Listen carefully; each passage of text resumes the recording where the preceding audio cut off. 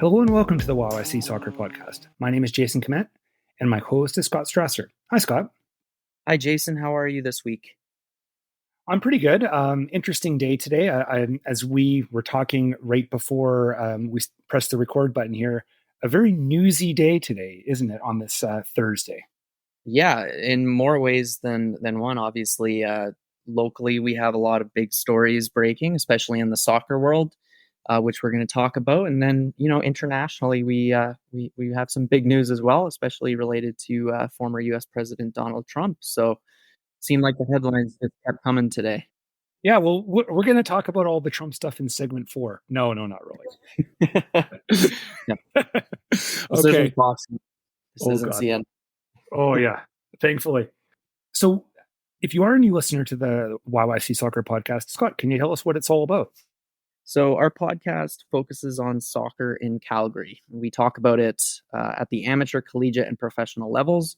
We discuss the teams. We interview the players and the coaches from the city's soccer community, all the way from the grassroots and local level up to and including the university teams, as well as the professional teams in Calgary. And I have to say that in the plural form now.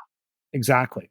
For our agenda tonight, we're going to start off talking about Calgary's newest professional team. That doesn't happen every episode, that's for sure. Then we'll talk about Cavalry and some League One and UWS and even a little bit about a new pub in town here. So anyway, yeah, let's start it off. The obvious big news. Yeah, it's not every day. New pro soccer team announced in town. Yeah, this is a huge announcement, especially for women's soccer in Calgary, taking place at McMahon Stadium earlier today, where we learned a lot more about Calgary's entry in Project 8, which is actually now known as of just a few days ago as the Northern Super League. Yeah, so we had our brand reveal and a couple other key bits of information were released. And I think probably the most notable one was that home matches will be played at McMahon Stadium next year. Yeah, and as you were kind of interacting with people online, you've found out or been told that McMahon Stadium intends to install new turf, which is really good news for both this team as well as probably for the Stampeders. Yeah, and for Cavalry for that matter, because if there's another Champions Cup game that could happen early in the year, you could always look at holding it at McMahon. So I don't think I've actually seen it publicly announced about the new turf, but yeah, I actually was having a conversation with someone last week and they said it's happening. In this conversation, it was before any of the talk about the Wild playing there. It was just a conversation about McMahon in general. And you threw it out there, Jason, but the new team's name is the Calgary Wild, which I like.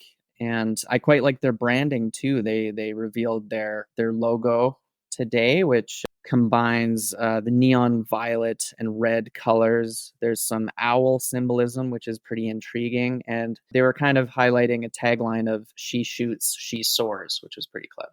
Yeah, I was impressed with it too. I think the branding looks good. The color scheme is good. It's definitely appealing from the merch standpoint and that sort of thing. And we're long past the days where logos and stuff were not really professionally done up by marketing teams. I don't know if you ever remember this, Scott. You're old enough to remember this, but if you have a chance at some point, Google Toronto Lynx and look at their logo. That was the logo of the only professional soccer team in Toronto before Toronto FC. And the logo looks like it was designed by a 10-year-old. We're well past those days now. We've got some very sophisticated and slick marketing people doing these designs. And frankly, I think they look great. There were quite a few kind of hints or revelations about this team today. One being the people behind it. For instance, the board chair is Deanna Zumwalt, who you actually you had an inkling last week when we were talking off air that she was going to be involved in some capacity in this. Jason, do you want to kind of explain what tipped you off? Google is my friend sometimes, and I was just Googling around trying to find some stuff, trying to find anything about this team, maybe a name, maybe some details about something. Her name was the only name that really was coming up on a lot of things, and I had notes that she was on the board of the new team and she's involved in, but there is an organization, a corporation called Foothills Sports and Entertainment. And I would presume that they're the new owners of this team. And they are, as I understand it, at least, they're the entity which actually is going to own the Wild. And of course, there's lots of connection between the existing Foothills club and the Wild, but at some level, two separate entities. And my understanding is that she is heavily involved in the Foothills Sports Entertainment company. And though we're not going to get, I think coach and player announcements anytime in the immediate future, there were a couple of members of Calgary's soccer community on hand at McMahon today. Notably, Sarah Kinsner, Foothills WFC player, was giving interviews to talk about the implications of this team, as well as her head coach, Lee Tucker. I feel like the implication is that she could be on that team, and Lee Tucker could possibly be involved as well. Yeah, I think that's probably safe to assume. In some of the Project 8 videos that have been circulating around, that Lee Tucker has been in at least one of them. And Sarah Kinsner is kind of a no-brainer from the standpoint of exactly the kind of person you would expect to be on this team.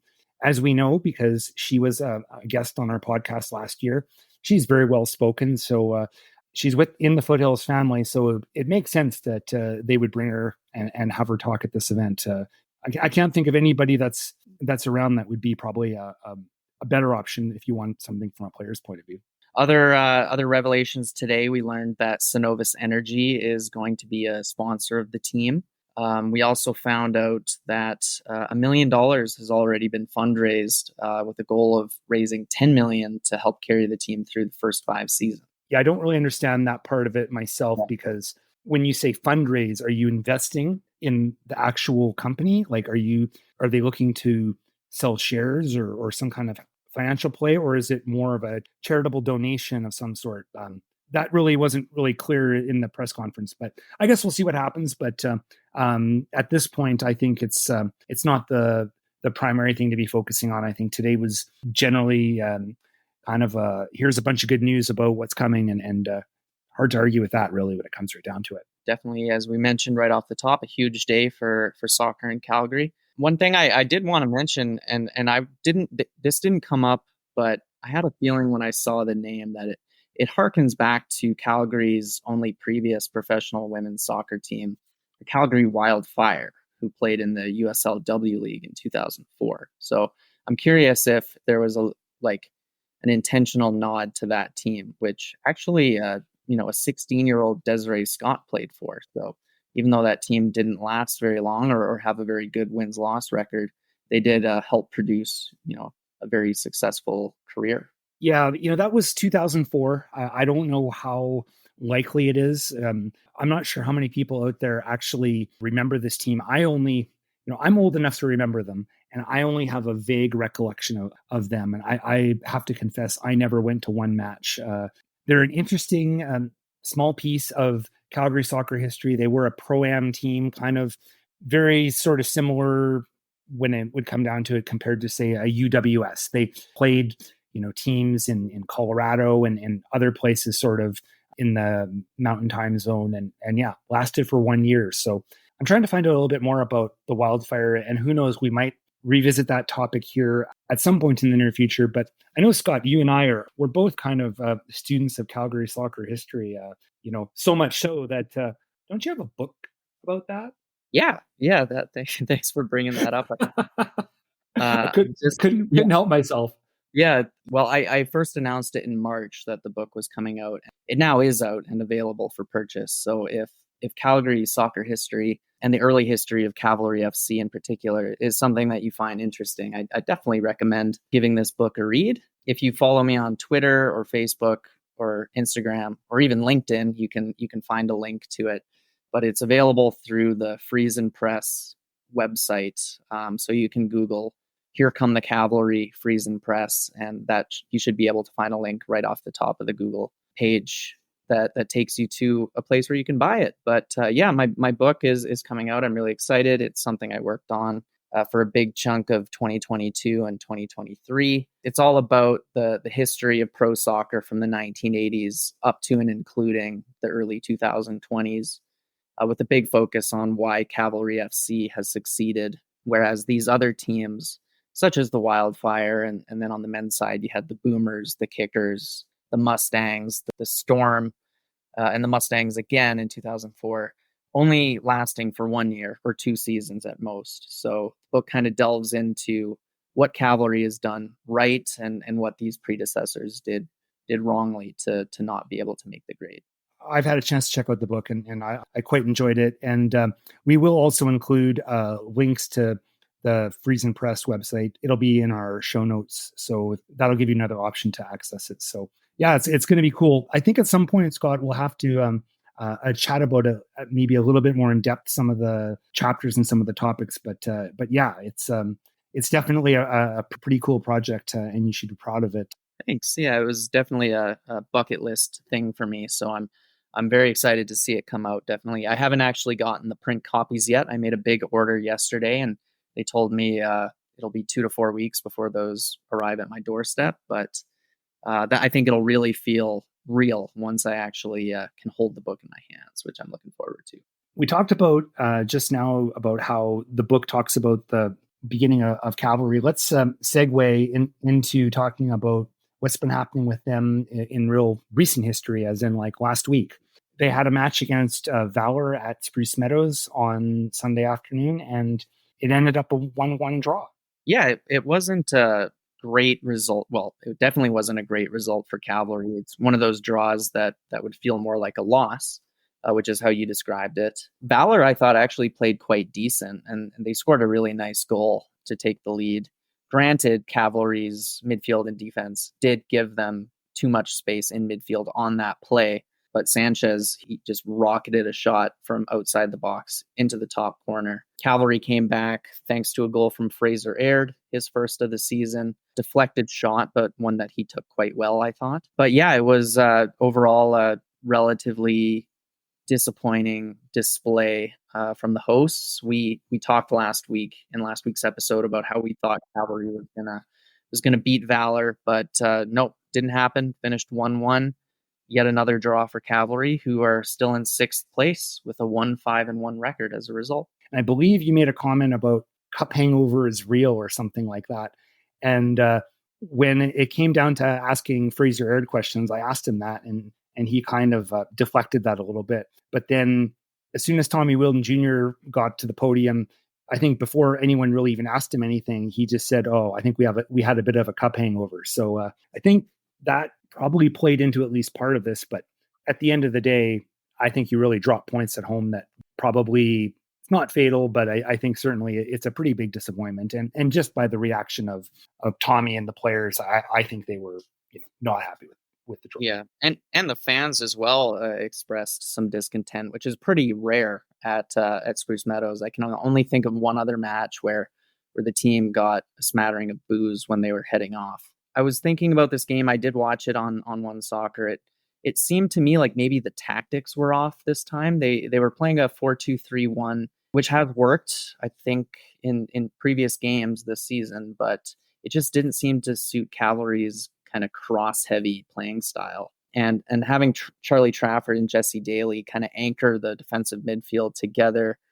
I remember last year in the early part of the season when Cavalry was on this heavy drawing streak that they were often playing together in central midfield, and they didn't always click when working together. So I don't know, like, I'm not a coach. I should preface this kind of rant with that, but I did kind of feel like maybe they could have switched to something like a 3-5-2. I don't know. I'd like to see how Malcolm Shaw and Tobias Warshevsky work off of each other in that manner. I feel like Warshevsky was playing on the wing, which kind of surprised me, and Malcolm Shaw seems to drop pretty far deep to get the ball when he's playing the lone striker up top, and that just leaves nobody up there if he does spray the ball wide, and they just all of a sudden have nobody in the box to cross to. So yeah, I had a lot of thoughts about this game, but considering Valour's kind of poor form this season, and the fact Cavalry were playing at home, they really should have won that game.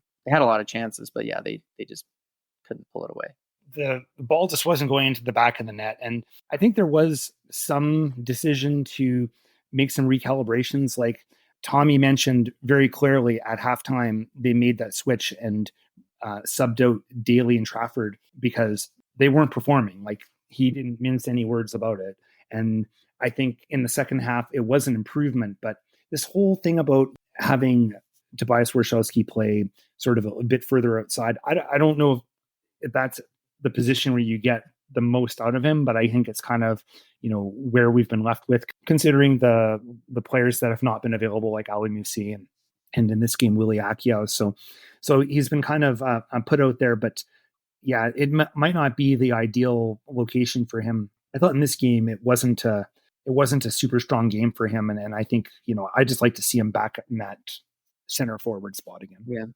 Yeah, same here. Before we move on, I thought it was very interesting that looking at the table, Cavalry has a 1-5-1 record, which is actually the exact same record they had at this point last season. So obviously we know how last year went. Cavalry had such a strong finish to the season that they ran away with the regular season title.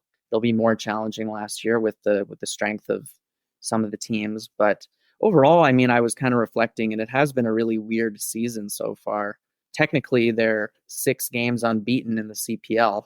They only lost that opener on the road to Forge, but they've drawn so many games since then. And they've had, a lot of success in the Canadian Championship, if you look at their games against Vancouver FC, and then, of course, their win on the road against Vancouver Whitecaps. Overall, I mean, it's weird to think that they're closer to the bottom of the league standings than they are to the top. So this weekend, the Cavs are on the road. They're going to Victoria, and they're going to play Pacific on Saturday afternoon. Pacific is coming off a big win against Ottawa in the Canadian Championship, and they're going to be advancing to the semis. I think that could be I wonder if cup hangover is going to be real for them this time.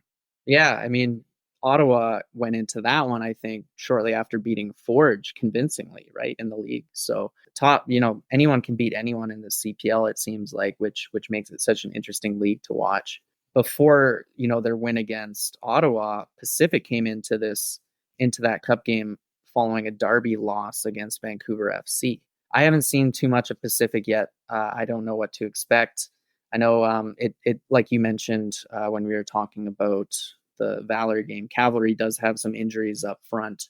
I'm also kind of worried about their defensive depth. I don't know what they would do without Dan Klomp at this point, because he's just been such a big part of their defending this season.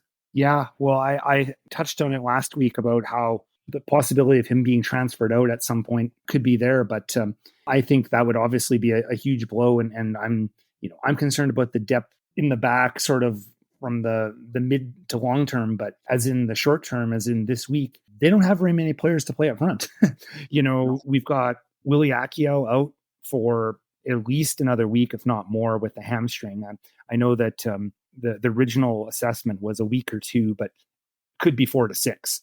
Hamstrings are funny, and it's not something that usually you come back from very quickly. And then, I don't know, I'm not sure Ali Musi made it back for the game against the Whitecaps, but we haven't seen him after that. So I don't know what his status is. And as of recording this, we don't have official word of Malcolm Shaw actually, if he's in Calgary or he's in Trinidad and Tobago at this point, but I kind of think he's en route by now. There's been no announcement that he has joined their national team, but if he is joining the team, he will not make this game against Pacific on Saturday. Yeah, which really leaves you wondering who's going to play up front for Cavalry. So curious to see how they line up and if they can snap this tying streak that they seem to be on. This is about the point of last year where they were able to do that, and that was followed by a really good and consistent run of form. So high time for Cavalry, I think, to really kick into gear and show, especially these new players that were signed this year, show what they're capable of. So now we're going to talk about League One Alberta, and to join us in this conversation, we have Conrad Krausert, and Conrad has been doing the weekly League One Alberta broadcasts on the Alberta soccer website. It's Alberta's Own, I believe, is the organization that's putting this all together. Welcome, Conrad. Thanks for joining us today. No problem. Just happy to be part of the Alberta football landscape moving forward. I guess a good place to start off, are there any players right now after, I guess we've had a few weeks of action that look particularly impressive, maybe even unexpected players? Have you identified anybody in particular? I got to be at most of the Foothills games for the exhibition season last year, so I have a couple players I like to watch from that program. Obviously, Charles Nana, he was the player of the match for the exhibition series final last year. Has had a little bit of a discipline problem this year. I know he actually got a second yellow in their first match for embellishment, but that's something you kind of see out of strikers nowadays. So I like seeing Charles Nana. And then on the women's side, I'm going to give it to a trio of Calgary midfielders, Grace Moore, Grace Hannaford, and Sarah Kinsler, even though she's probably played her last game at the League One level now that the WS season has started. But just a brilliant trio of Calgary Central midfielders. And then the youth really has been the movement of this year. Obviously, you talked to Alberta High Performance coach Tux a couple weeks ago. Well, in both previous episodes, Ali Pizarka has really been the straw that stirs that drink for Alberta High Performance and has picked up a couple big goals for that young squad. And then I know a lot of your listeners, being the YYC Soccer podcast, have kept a close eye on the Cavs U21, and Chanan Chanda is this just your traditional number 9 who is putting a lot of balls in for that club. And then I do have to give one Edmontonian shout out because it's the Alberta League. I wouldn't be as impartial as I am without mentioning Marcus Williams. And I have the worst time pronouncing his last name because it's a Latin hyphenated last name. And I believe it's Vallado Tasiye for Edmonton Scottish. And Scottish has really turned that program around year over year. Yeah, that's something we noticed immediately how quickly they shot up to the top of the table. But how about Calgary United? They're a new team in the men's division this year, and in both divisions. Oh, both divisions. Yeah, sorry. What do you think about Calgary United so far? So I'm going to start with the women's side because I think that they're a very challenging team to draw perspective on. They're very solid in their back four, but getting forward up the pitch seems to be a real struggle. I heard them referred to as a punt and a pint team, going back to those old traditional English Sunday football terms, where they're really just trying to win the ball back and then get the ball above the back line, and then really expecting Kendall Showers to be the one who will go chase that ball down and put it in the net. She had a couple opportunities in week 1 that she put off the woodwork, and it's really tough to kind of judge other than that because it is a young team, and I feel that their coaching staff didn't really have a lot of opportunities to watch the exhibition series, so didn't know what the level was coming into the season. Obviously, there's still lots of matches to go to kind of get back up to pace, but that's what I'll say about the women's side. So I know you mentioned about Cowleys and putting the ball in the net. I believe Hannah Duguid, who is with University of Colorado, I think she's going to be joining the club here at some point in the not too distant future. I think she's a striker, so maybe that will help out. I'm not sure. I don't think she's actually played yet. Remember? No, I haven't seen her on game sheets. If they're adding another striker in, that's always going to be a better thing for the ball position moving forward. We see that with Cavalry in the CPL, where sometimes it's switching between Tobias Warshevsky and Malcolm Shaw, where it is that change of pace, where you can maybe get someone in, like start with Showers and then substitute into a different striker just for that change of pace, or just give fresher legs if they're both a similar style. It's always that like for like substitution that comes in the sport. Did you want to talk about a bit more about Cowleys United men's then? Because I kind of Cowleys men's, yeah, they're as I'm gonna say, it's not a large sample size. We're only 3 matches into the season for Cowleys United. But again, just a hard possession team. They beat up on a BTB squad, which is also in kind of a state of rebuilding.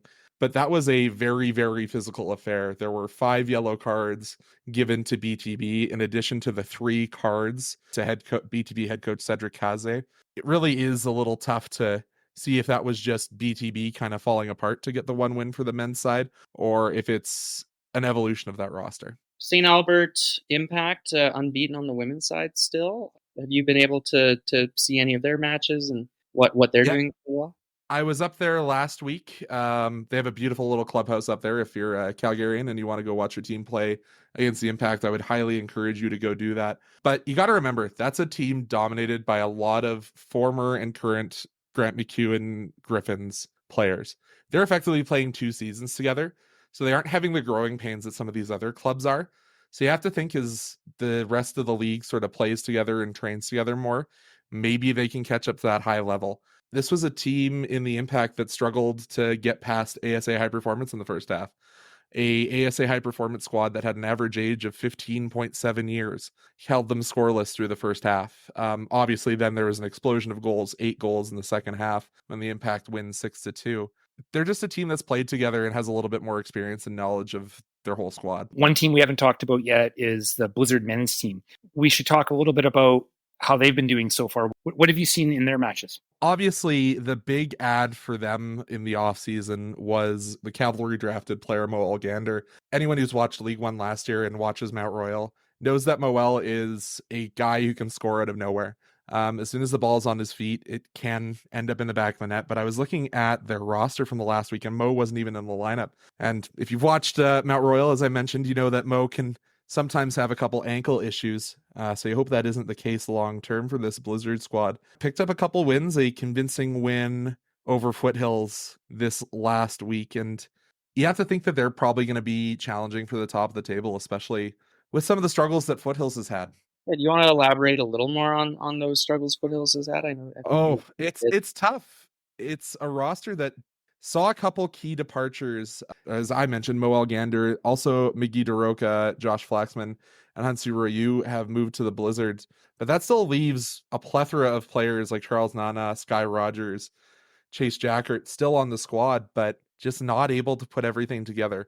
They're missing one of their key players in Emmanuel Dan Adokiene. He's struggled with injuries, got hurt in the university season.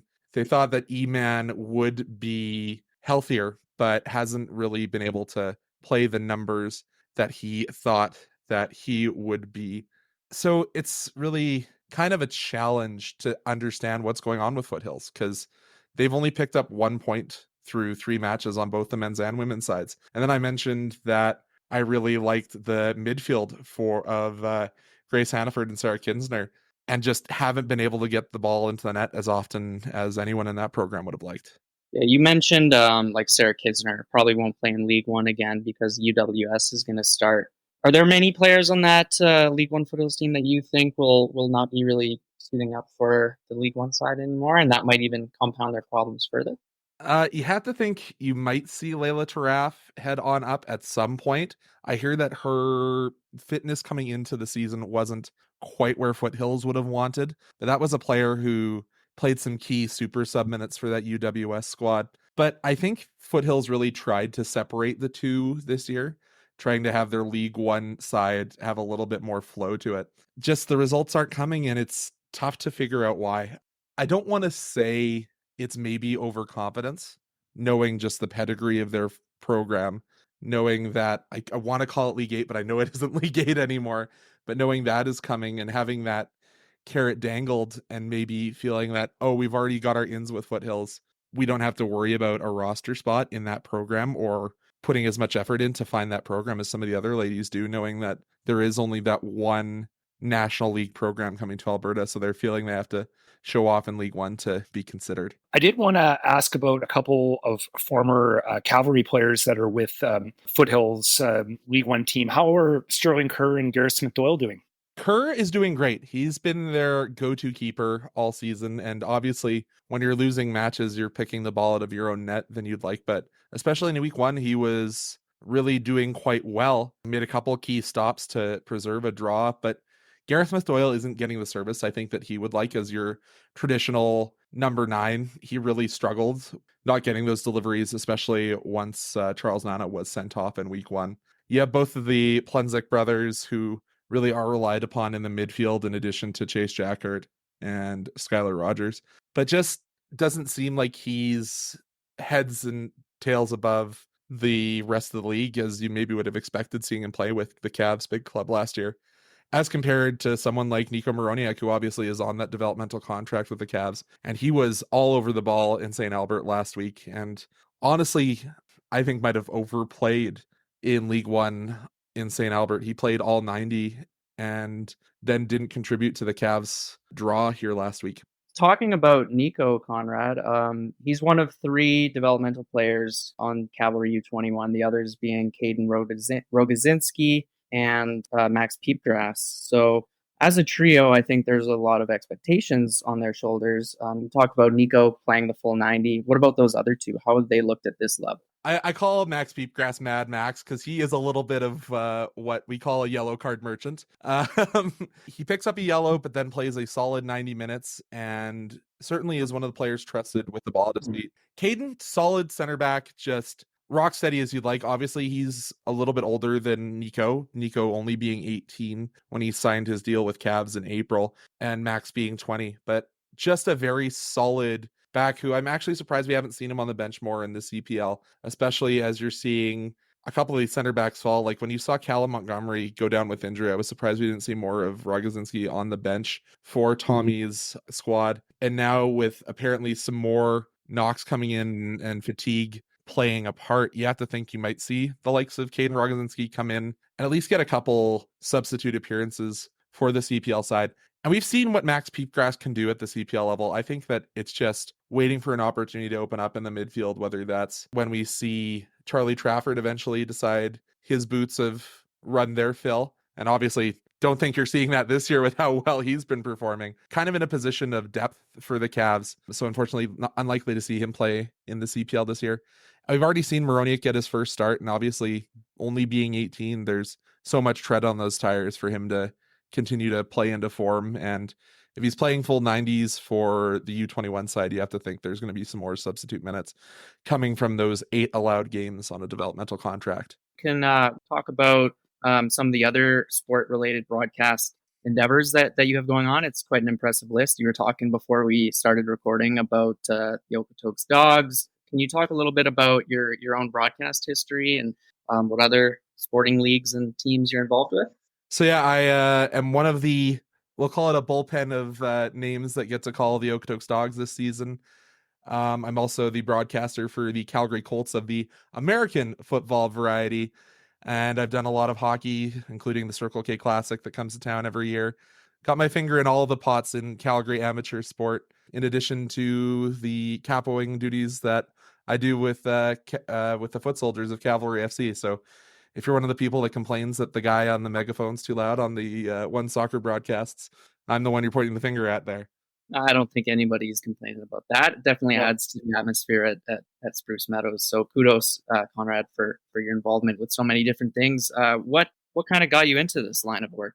I actually played American football to a junior A level, but was forced into retirement due to concussions and kind of wanted to keep my love of sports ongoing, specifically with football or soccer, whichever you guys want to use. I've always kind of been a passive fan. I grew up in a household where our family friends were all Portuguese, so I grew up watching Luis Figo, Nuno Gomes, and of course CR7.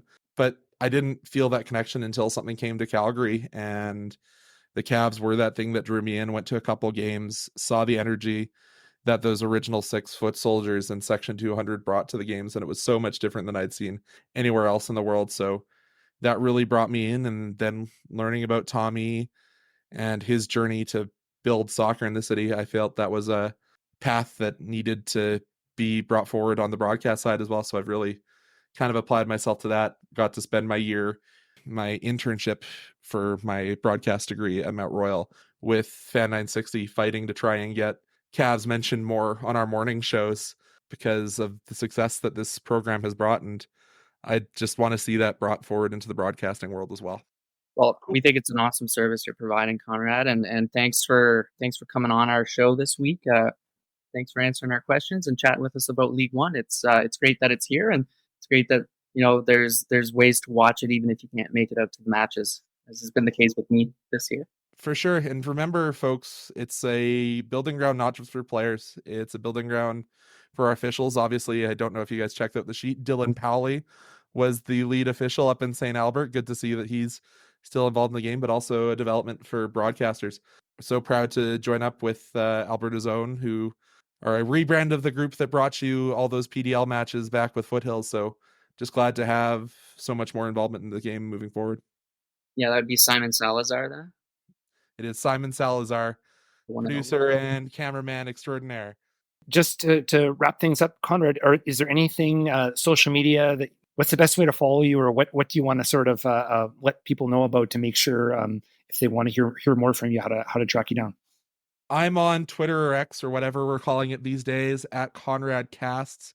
If you want to catch more of the highlights and sometimes follies of League One Alberta, please check out League One Alberta on Instagram or on Twitter. And also give Alberta's Own Media a follow, because highlights are coming in even for the games we aren't broadcasting. Me and Simon are heading out to Broadview and trying to get as much footage as we can to try and put some of the shine on the next generation of Albertans that could be seeing futures in the pro ranks. Okay, great. Thanks. Thanks so much, guys. Thanks again to Conrad for joining us this week. And I did want to mention that this week's League One broadcast of the week is Friday, which will be today when you're listening to this. And those matchups will be Foothills versus Scottish. Yeah, so League One action still going on. And then, of course, we have another big game happening this Saturday, Foothills WFC's home opener. Jason, they're coming into this game against Santa Clarita Blue Heat in very good form. Do you want to talk about how Foothills has looked so far this season? When we were recording last week, their game against players from Las Vegas was going on at that moment. And the final score in that was 8-0. And then a couple of nights later, they went to Phoenix and they played FC Arizona and also won that one rather convincingly, 4-0. 2 wins and on the road trip, a cumulative score of 12 to nothing. So they haven't allowed any goals yet. And they've been finding the back of the net. No problem at all. Yeah, they haven't really faced a challenge yet, but they'll definitely get one this weekend when Santa Clarita come to town. As we've mentioned lots of times on our podcast, Santa Clarita and Foothills are the perennial rivals for first place in the Western Conference. Always a great battle between these two. It is curious. I don't actually think Santa Clarita has played yet this year, so this will be their season opener. Online, it says that they haven't played yet. Oh yeah, that could be true. This schedule for UWS is kind of wonky sometimes. Then they have weeks where they play a couple games and then they have a bye week and stuff. So that could be entirely possible. So should be a good matchup for sure. Yeah, it should be a really good game. I went to Foothills home game against Santa Clarita last year and was entertained throughout. It's always a good matchup between these two. Last year, both teams had elite level players who have gone on to play professionally since. I'm expecting a really good battle. If you're able to get out to Broadview on Saturday afternoon, should be a really good time. One last topic before we wrap things up today. There was a bit of news, sort of not directly on the field, but quite relevant to local supporters and supporters culture. Yeah, this is actually something I got a press release about. Everybody who listens to this podcast probably knows about the Rosencrown, which was a pub in the Beltline near Calgary's downtown. Big gathering place for Cavalry fans and foot soldiers before and after games. Also a spot where a lot of Cavalry announcements happened in the inaugural season in 2019. So that pub closed in 2023, I believe in January, but it's going to be reopening soon as the Elephant and Castle. And in this press release I got today, it promised that it's going to be a very soccer-focused pub and a central gathering place for fans of the sport. So I'm curious to see what exactly that means and if they're maybe going to take on Ship and Anchor as the status of Calgary's kind of primary soccer watching bar. Yeah, I think this is great. Why not? I think you would think in a city the size of Calgary that there could be there could be multiple places where people choose to watch matches. So yeah, nothing wrong with this. I think it should be interesting. Maybe Scott, we'll have to check it out and have a pint there at some point. Yeah, I'd love that. And you know what? If you've ever been to the Ship and Anchor on a Saturday morning for like a big match, like an FA Cup final or a big Premier League game, you'll know that there's demand for these kinds of pubs in town. Like that pub just gets packed for a big game, especially during, Euro Cup, World Cups. Fantastic atmosphere. So shout out to Ship and Anchor for providing that service to Calgary soccer fans, especially early in the morning on a weekend. Excited to see what Elephant and Castle brings to the fore. Definitely. Thank you for listening to the YYC Soccer Podcast. You can subscribe to this podcast using all the usual podcasting platforms like Spotify, Apple Podcasts, and more. You can head over to our website at yycsoccer.com, and there's more information about how to subscribe using those platforms and others, and how to leave a question or comment.